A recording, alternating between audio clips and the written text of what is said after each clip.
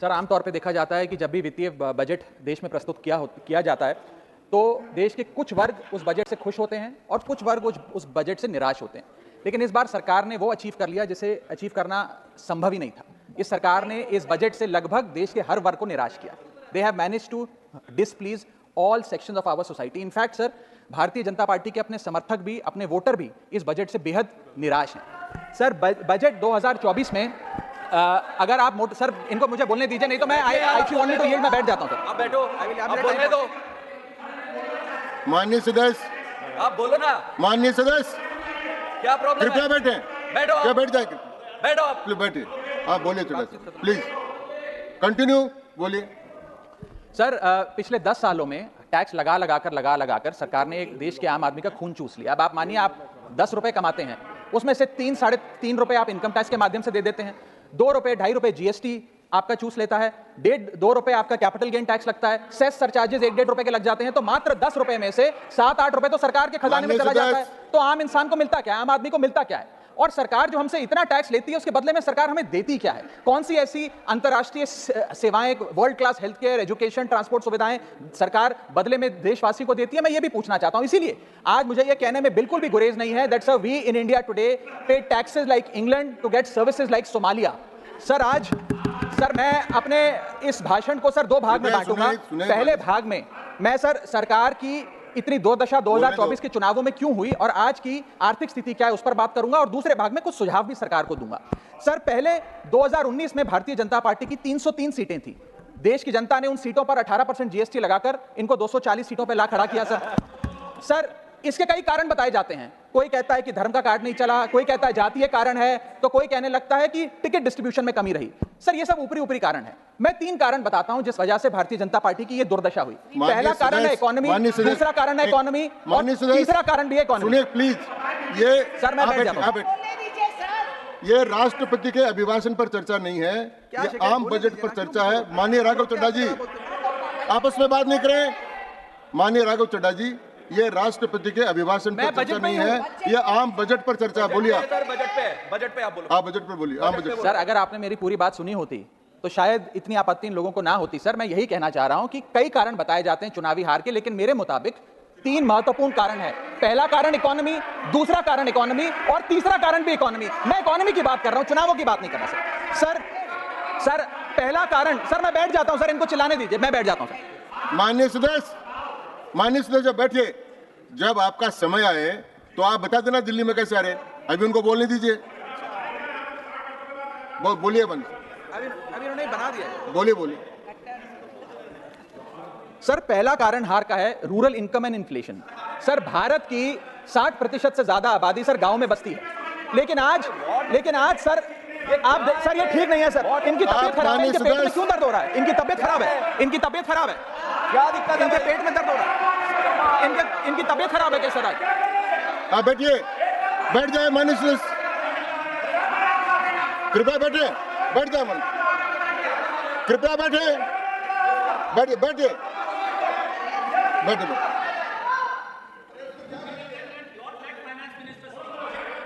आप माननीय सदस्य डिस्टर्ब मत करें, इनको बोलने दें।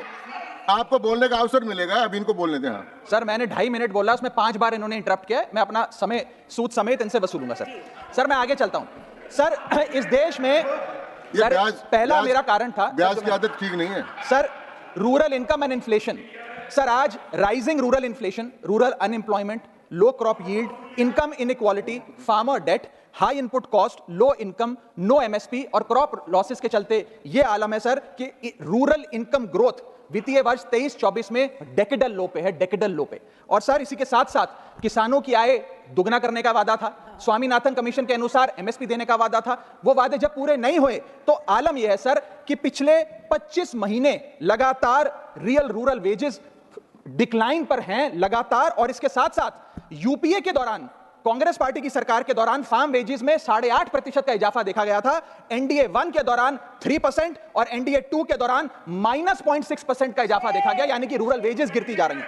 सर मैं इसे साधारण भाषा में समझाता हूं। सर 2014 में एक दिहाड़ी मजदूर एक दिन की अपनी दिहाड़ी से 3 केजी अरहर की दाल खरीद सकता था सर आज वही दिहाड़ी मजदूर वर्ष 2024 में एक दिन की दिहाड़ी से 1.5 केजी अरहर दाल खरीद पा रहा है। यानी कि महंगाई भी बढ़ रही है और उसकी आमदनी भी घट रही है। इसका नतीजा क्या हुआ सर? इसका नतीजा यह हुआ कि इनका वोट शेयर घटा। रूरल एरियाज में 5% भाजपा का वोट शेयर घटा। इनके खुद के यूनियन एग्रीकल्चरल मिनिस्टर चुनाव हार गए और 398 रूरल सीट्स में से 2019 में इनको 236 मिली थी, आज 398 सीट्स में से इस बार मात्र 165 सीटें मिली हैं। यानी कि रूरल इंडिया में इनको नकार दिया गया है सर दूसरा मेरा जो आज देश में आर्थिक स्थिति है जिसके कारण इनकी भी ये चुनावों में दशा हुई, उसका है फूड इन्फ्लेशन। सर थाली का बजट बिगड़ गया। सर आटा हो, दूध हो, चावल हो, दही हो, हर वस्तु पे महंगाई का आलम है, जीएसटी का आलम है और लगातार इस देश में फूड इन्फ्लेशन बढ़ता जा रहा है। 9 से 9.5% के लगभग आसपास फूड इन्फ्लेशन मंडरा रही है सर इस देश में। और मैं पूछना चाहता हूं सरकार से कि वो कमोडिटीज जिसमें हम सेल्फ सफिशिएंट थे, वो कमोडिटीज जिसमें हम एक्सपोर्ट किया करते थे, उसमें कैसे महंगाई घुस गई? और अगर वो कमोडिटीज भी महंगी हो गई हैं तो उसका फायदा किसान को क्यों नहीं मिलता?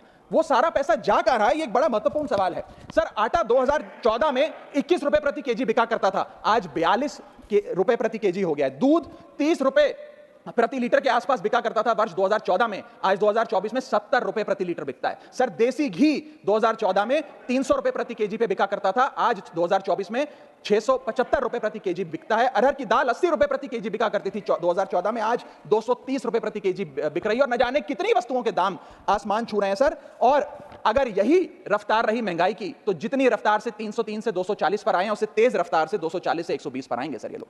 Sir third reason is unemployment, यानी कि बेरोजगारी।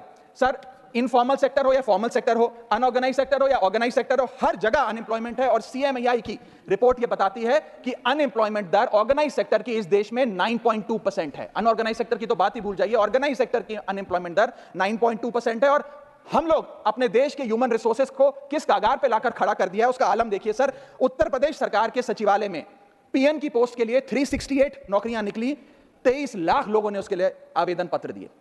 इंडियन रेलवेज के ग्रुप डी एम्प्लॉइज में 63,000 पोस्ट निकली, उसके लिए 2.5 करोड़ लोगों ने आवेदन पत्र दिए। 2.5 करोड़ ऑस्ट्रेलिया की आबादी से भी ज्यादा है sir 9,900 constable post Bihar police निकालती है, उसके लिए 11 लाख आवेदन पत्र आते हैं। और सर सारी चीजें छोड़िए, महाराष्ट्र सचिवालय के कैंटीन में 12 वेटरों को भर्ती करने के लिए जब आवेदन पत्र मांगे गए तो 7,000 लोगों ने आवेदन पत्र दिए, जिसमें कई पोस्ट ग्रेजुएट्स और ग्रेजुएट्स भी शामिल थे। सर यह बेरोजगारी का आलम है। चौथा, की सेक्टर स्टैग्नेशन।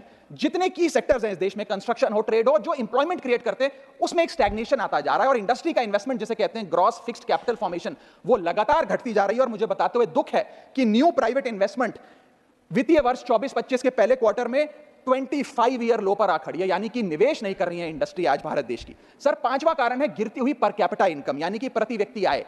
देश के 12 राज्यों में लगातार पर कैपिटा इनकम घटी, उन 12 में से 9 राज्यों में भारतीय जनता पार्टी का वोट शेयर भी घटा। छठा कारण, decline in financial savings and rising debt burden on the Indian household, यानी कि एक औसतन भारतीय परिवार का कर्ज बढ़ता जा रहा है और उसकी सेविंग्स घटती जा रही हैं। फाइनेंशियली हम लोग फ्रेजाइल होते जा रहे हैं। और ये रिजर्व बैंक ऑफ इंडिया के गवर्नर ने खुद कहा कि सेविंग्स बैंक अकाउंट खातों में से सेविंग्स गायब होती नजर आ रही हैं। हमारा net financial savings to GDP ratio वो घट रहा है, हाउस होल्ड सेविंग्स हो वो घट रही हैं और लगातार सेविंग्स में डिक्लाइन देखा गया। और मैं सिर्फ बुराई नहीं करना चाहता, मैं सुझाव भी देना चाहता हूं। मैं आने वाले अपने भाषण के भाग में 8-10 महत्वपूर्ण सुझाव भी सरकार के लिए लाया हूं, देश हित में, देश की अर्थव्यवस्था के हित में सुझाव देना चाहता हूं। पहला सुझाव, index minimum wages with inflation, यानी कि न्यूनतम मजदूरी आय को बढ़ती महंगाई के साथ जोड़िए। Ma'am, inflation erodes purchasing power. Inflation वो महंगाई वो दीमक है जो आपकी परचेजिंग पावर, आपकी संपत्ति को खा जाती है। इसीलिए आज मैं कहना चाहता हूं कि जैसे बेल्जियम जैसे देशों ने ऑटोमेटिक इंडेक्सेशन ऑफ वेजेस लागू किया है, उसी प्रकार हमारे देश में भी मिनिमम वेजेस की ऑटोमेटिक इंडेक्सेशन होनी चाहिए। और यहां मैं बताना चाहूंगा कि मेरे नेता अरविंद केजरीवाल जी ने, हमारी आम आदमी पार्टी की सरकार ने देश में सबसे ज्यादा मिनिमम वेजेस दिल्ली में देने का काम किया। दूसरा मेरा महत्वपूर्ण सुझाव, rework the agricultural pricing formula, यानी कि जब किसान खुले बाजार में अपनी फसल बेचने जाता है मैम, तो वहां पर एक मिनिमम रिजर्व प्राइस होना चाहिए, यानी कि उस प्राइस के नीचे किसान की कमाई नहीं होगी, किसान को उस रेखा के नीचे का दाम नहीं मिलेगा। इससे प्राइस वोलेटिलिटी से किसान बचेगा, इकोनॉमिक सिक्योरिटी किसान को मिलेगी और प्रोडक्शन में कंटिन्यूटी रहेगी। मेरा तीसरा सुझाव, legal guarantee to MSP in accordance with Swaminathan commission report. Swaminathan commission report की बात सुनते सुनते कि हम लागू करेंगे, मेरे भी बाल पक गए हैं, लेकिन आज तक लागू नहीं हुआ। मैं अनुरोध करूंगा सरकार से कि उस लीगल गारंटी को देश के किसान को सौंपे। चौथा और बहुत महत्वपूर्ण, हाथ जोड़कर विनती करना चाहूंगा, restore indexation on long term capital gain. Ma'am, पूरे दुनिया में इन्वेस्टर्स को इन्वेस्टमेंट्स करने के लिए प्रमोट करने के लिए इंसेंटिवाइज किया जाता है। इस देश में इंडेक्सेशन हटाकर हम इन्वेस्टर क्लास को डिसइंसेंटिवाइज कर रहे हैं इन्वेस्ट करने के लिए। इंडेक्सेशन हटाना टैक्स लगाना नहीं है, इन्वेस्टर्स को पीनलाइज करने जैसा है। मैडम, मैं बताना चाहता हूं, inflation ravages the value of money. पैसे को खा जाता है इन्फ्लेशन, इसीलिए हम कॉस्ट ऑफ एक्विजिशन को इंडेक्स कर कैपिटल गेन टैक्स की कैलकुलेशन करते हैं। और जो लोग खुश हैं आज कि कैपिटल गेन टैक्स को 20% से घटाकर 12.5 कर दिया है, उनके लिए मैं एक उदाहरण लाया हूं। इस उदाहरण के माध्यम से हम समझ जाएंगे कि कैसे इंडेक्सेशन हटाना इस देश के इन्वेस्टर को एक बहुत बड़ी उसकी जेब पे डाका डालने जैसा है। मैडम, फर्ज करिए कि 2001 में आपने 1 करोड़ रुपए का एक मकान खरीदा।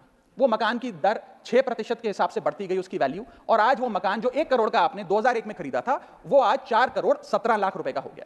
अब दो सिनेरियो हैं, एक इंडेक्सेशन का सिनेरियो जिसमें आप बेचें उस पर टैक्स लगे, और एक नया सिनेरियो जिसमें आप उसे बेचेंगे तो नई रेट के अकॉर्डिंग उस पर टैक्स लगेगा। मैं पहले पुराने सिस्टम के हिसाब से, इंडेक्सेशन वाले सिस्टम के हिसाब से उस पर कितना टैक्स लगेगा वो आपको बताना चाहता हूं। आज वो मकान जो आपने वर्ष 2001 में 1 करोड़ का खरीदा था, वो आप 4 करोड़ 17 लाख रुपए का बेचती हैं, तो आपकी सेल प्राइस 4 करोड़ 17 लाख, लेकिन आपकी purchase price, inflation adjusted indexed purchase price 1 crore नहीं, लगभग 3 करोड़ 60 लाख के आसपास आती है। यानी कि आपका sale price minus purchase price, जो प्रॉफिट ऑन सेल है, वो 54 लाख रुपए होता है। उस 54 लाख रुपए पर 20% के अकॉर्डिंग आप पे टैक्स लगता है। यानी कि इंडेक्सेशन वाले फॉर्मूले से आपको कुल टैक्स 10,80,000 रुपए देना पड़ता है। मैं राउंड ऑफ करके 11 लाख रुपए कहता हूं। लेकिन जो नई व्यवस्था है जिसमें इंडेक्सेशन आपसे छीन लिया गया है, उसमें sale price 4 crore 17 lakh, cost price 1 crore, मुनाफा 3 करोड़ 17 लाख, उस पर 12.5% टैक्स, यानी कि टैक्स कुल मिलाकर आपका बनता है 39,62,000। यानी कि नई व्यवस्था में वही 1 करोड़ का मकान अगर आप बेचेंगे आज 4 करोड़ 17 लाख का, तो आपको लगभग 40 लाख रुपए टैक्स देना पड़ेगा, और पुरानी व्यवस्था में आपको मात्र 11 लाख रुपए टैक्स देना पड़ेगा। यानी कि 40 माइनस 11 लगभग 29 लाख रुपए का एडिशनल टैक्स आपको देना पड़ेगा मात्र 1 करोड़ रुपए के प्लॉट की सेल पर। यह है इंडेक्सेशन का खेल। इसीलिए indexation long term capital investments के लिए अति आवश्यक है। मैं सरकार से अनुरोध करूंगा कि उसे ना हटाएं, और आज मैं इस सदन में भविष्यवाणी करता हूं, अगर आपने इंडेक्सेशन वापस लागू नहीं किया तो 3 चीजें होने जा रही हैं इस देश में। पहला, रियल एस्टेट में इन्वेस्टमेंट गिरने वाली है और लोग अपना ड्रीम होम कभी नहीं खरीद पाएंगे। दूसरा, अंडर वैल्यूएशन होगी प्रॉपर्टी डील्स की, सब लोग सर्कल रेट पे प्रॉपर्टी खरीदेंगे बेचेंगे, कोई असल कीमत नहीं बताएगा। और थर्ड थिंग जो इस देश में होने जा रही है, रियल एस्टेट सेक्टर में भारी तादाद में ब्लैक मनी आने जा रहा है अगर आपने इंडेक्सेशन का फैसला वापस नहीं लिया। मेरा 5वां सुझाव सरकार को, फाइनेंशियल सेविंग्स को इंसेंटिवाइज करिए। डेट में, इक्विटी में, म्यूचुअल फंड्स में, बैंक डिपॉजिट्स में, फाइनेंशियल इन्वेस्टमेंट्स, और खास करके जो 24 से 36 महीने से अधिक लोग अपनी इन्वेस्टमेंट रखते हैं, उन्हें इंसेंटिवाइज करिए, टैक्स मत करिए, पीनलाइज मत करिए। और मैं कहूंगा आने वाले समय में आपको लॉन्ग टर्म कैपिटल गेन पे टैक्स अबॉलिश करने के लिए भी सोचना चाहिए, ना कि उसे सिर्फ कम करना चाहिए। छठा मेरा सुझाव, review, revise and simplify GST. GST जिसे गहरा संकट टैक्स या गब्बर सिंह टैक्स के नाम से आज देशवासी जानते हैं, रोटी हो, कपड़ा हो, मकान हो, हर चीज पे जीएसटी लगा लगाकर हमने इस देश के इन्फ्लेशन पर भी जीएसटी लगा दिया, सारी चीजें महंगी हो गई। मेरा सुझाव है सरकार से कि इस जीएसटी के पूरे फ्रेमवर्क को कॉम्प्रिहेंसिवली स्टडी कर रिवाइज करिए। एक्सपोर्ट ओरिएंटेड सेक्टर्स में जीएसटी कम करिए ताकि हम ग्लोबली कंपेटिटिव बन सकें। एसएमई सेक्टर जो नौकरियां देता है, छोटे उद्योग हैं, उसमें जीएसटी कम करिए, और एसेंशियल कमोडिटीज, दूध, दही, चावल, रोटी, चावल, आटा, उस पर कम से कम जीएसटी विड्रॉ करिए। मेरा 7वां मेरा सुझाव, give more to states. India is a union of states. States की जेब में थोड़ा पैसा डालिए। कोलिशन पॉलिटिक्स के कंपल्शन हम समझते हैं कि आपको बिहार को, आंध्र प्रदेश को ज्यादा पैसा देना था, लेकिन उन राज्यों ने जिन्होंने आपको भरपूर वोट दिया, गुजरात ने, दिल्ली ने, मध्य प्रदेश ने, उड़ीसा ने, झारखंड ने, छत्तीसगढ़ ने, जिन लोगों ने अपने राज्यों की लगभग सारी सीटें आपकी झोली में डाल दी, उनसे क्या गलती हुई? उन राज्यों को आपने दिया एक झुंझुना, और बाकी 2 राज्यों को पे सब कुछ लौटा दिया। तो ये डिस्क्रिमिनेटरी फेडरलिज्म नहीं होना चाहिए, कोऑपरेटिव फेडरलिज्म होना चाहिए। ये गुहार में लगाना चाहूंगा। और इस सरकार को एक बुरी आदत है सेस और सरचार्ज लगाकर पैसा वसूलने की। सेस और सरचार्ज वो टैक्स है सरकार का जिसे उन्हें राज्यों के साथ बांटना नहीं पड़ता, वो डिविजिबल पूल में नहीं जाता। इसीलिए सरकार सेस और सरचार्ज लगा लगाकर आम आदमी से पैसा वसूलती है। मैडम, अगर केंद्र सरकार 100 रुपए कमाती है तो उसमें से 18 रुपए सेस और सरचार्ज के जरिए कमाती है, यानी कि मात्र 82 रुपए, 100 में से 18 हटा दीजिए, 82 रुपए डिविजिबल पूल में जाता है जो राज्यों में बांटा जाता है। 18 रुपए सीधा सरकार की जेब में जाता है। मैं अनुरोध करूंगा कि सेस और सरचार्ज की या तो इस प्रथा को बंद करें या वो भी डिविजिबल पूल में डालकर स्टेट्स के साथ बांटे। मेरा 8वां सुझाव, जीएसटी कॉम्पनसेशन जो राज्यों के लिए बंद कर दिया गया है उसे कम से कम 5 साल और दीजिए। कई ऐसे राज्य हैं, तमिलनाडु है, महाराष्ट्र है, पंजाब है, गुजरात है, जिनकी अर्थव्यवस्था आज जीएसटी कॉम्पनसेशन के पैरों पे खड़ी हुई है, जो आज हमारे बजट का 10 से 15% हिस्सा इनकम का जीएसटी कॉम्पनसेशन से आता है। मैं अनुरोध करना चाहूंगा सरकार से कि कम 5 साल और जीएसटी कॉम्पनसेशन देकर इन राज्य सरकारों की मदद की जाए। और अंत में बस मैं यही अपनी बात बोलकर खत्म करूंगा मैडम कि इस बजट ने टैक्स बढ़ा बढ़ाकर इस देश के आम आदमी के खून चूसने का काम किया। मैं अनुरोध करूंगा कि डायरेक्ट टैक्स हो या इनडायरेक्ट टैक्स हो, इस पूरी व्यवस्था पे एक बार फिर से गौर फरमाया जाए। जो मैंने शुरुआत में कहा था उसे दोहराऊंगा, हम 10 रुपए अगर कमाते हैं तो उस पर 3-3.5 रुपए इनकम टैक्स लगता है, उस पर 2 से 2.5 रुपए जीएसटी खा जाता है, 1.5 रुपए का कैपिटल गेन टैक्स लगता है, आधे पैसे का सरचार्ज और सेस लगता है, यानी कि 10 रुपए में से 6 से 7 रुपए सरकार की जेब में चले जाते हैं। यानी कि अगर आप साल में 10 रुपए कमा रहे हैं तो 7 से 8 महीने की जो आपकी कमाई है वो सरकार ले जाती है, मात्र 3-4 महीने की कमाई आपकी जेब में आती है, और उस पर भी अन्य प्रकार के टैक्स लगते हैं। और उसके बदले में हमें कोई सुविधाएं नहीं मिलती है, ना ट्रांसपोर्ट, ना हेल्थ केयर, ना कोई इंफ्रास्ट्रक्चर, कोई ऐसे जैसे और बड़े बड़े विकसित देशों में, United states of America, United kingdom, European countries में जो हाई टैक्स रिजीम्स मानी जाती हैं, उनमें नागरिकों को सुविधा दी जाती है, लेकिन उसके बदले में दिल्ली में, हिंदुस्तान में, देश भर में कोई ऐसी सुविधा केंद्र सरकार नहीं देती है। इसीलिए यह कहा जाता है that we impose taxes like the Europeans do to get services like sub-Saharan countries। मैं अनुरोध करूंगा सरकार से कि इस टैक्स फ्रेमवर्क को डायरेक्ट हो या इनडायरेक्ट टैक्स हो, उसका भी एक कॉम्प्रिहेंसिव रिव्यू करे। बहुत बहुत शुक्रिया।